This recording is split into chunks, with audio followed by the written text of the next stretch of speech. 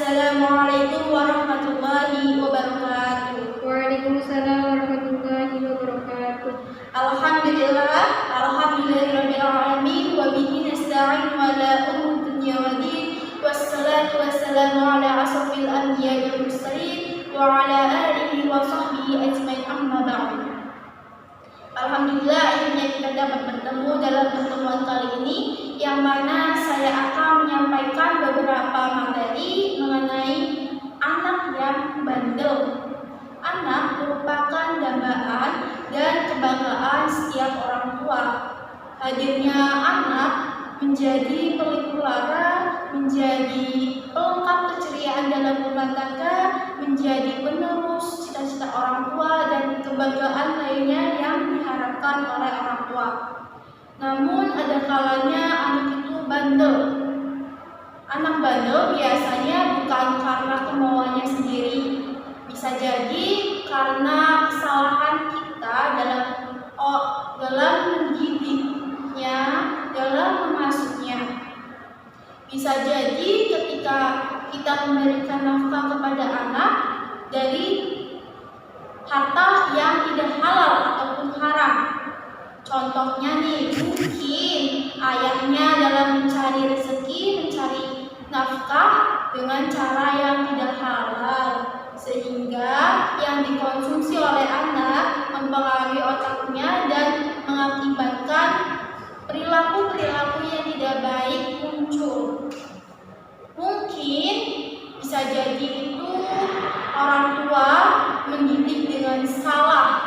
Contohnya ketika orang tua atau ibu-ibu sedang kesal kepada anaknya, memukul ataupun berkata-kata kasar yang membuat anak itu sakit hati, yang terus berkepanjangan dialami oleh anak, menimbulkan anak itu bersikap yang acuh tak acuh, bersikap tidak baik dan tidak menghormati orang tua. Jadi kita sebagai orang tua, kalau anaknya ingin menyayangi kita, menghormati kita, maka kita pun harus berperilaku dengan baik kepada anak. Seperti sabda Rasulullah SAW, "Man la yurham la yurham." Barang siapa yang tidak menyayangi, maka tidak akan disayangi. Engkau ingin anak-anakmu menyayangimu, menghormatimu, maka tindakanmu harus seperti apa yang engkau inginkan. Kita sebagai orang tua perlu mencurahkan rasa sayang kita, perlu mengeluarkan kebaikan-kebaikan kita kepada anak, seperti kita mengungkapkan rasa sayang kita dengan peluk, dengan mencium, ataupun dengan bertutur baik kepada anak.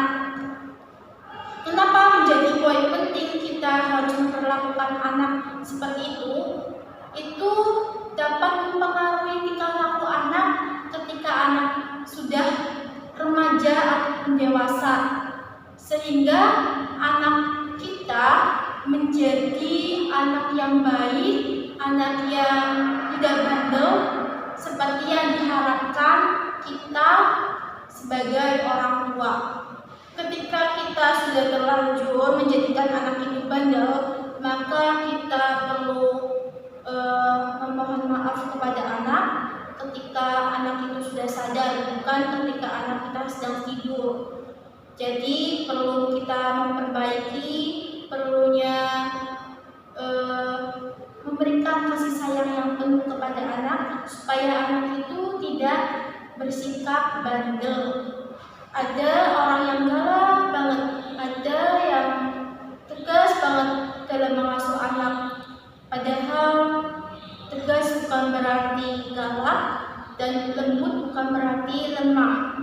Jadi banyak orang tua yang tidak menyadari bahwa kita dalam mengasuh dan mendidik itu melakukan kekerasan terhadap anak, melakukan perbanding-bandingkan anak dengan anak yang lain. Itu pun dapat mempengaruhi anak menjadi tidak baik. berperilaku tidak baik kepada orang tua, kepada orang lain. Jadi orang tua, terutama ibu-ibu dan bapak-bapak itu dalam mendidik itu perlu memperhatikan setiap tutur kata kita, setiap perilaku kita terhadap anak, supaya anak tidak terjerumus ke dalam perbuatan-perbuatan yang tidak baik.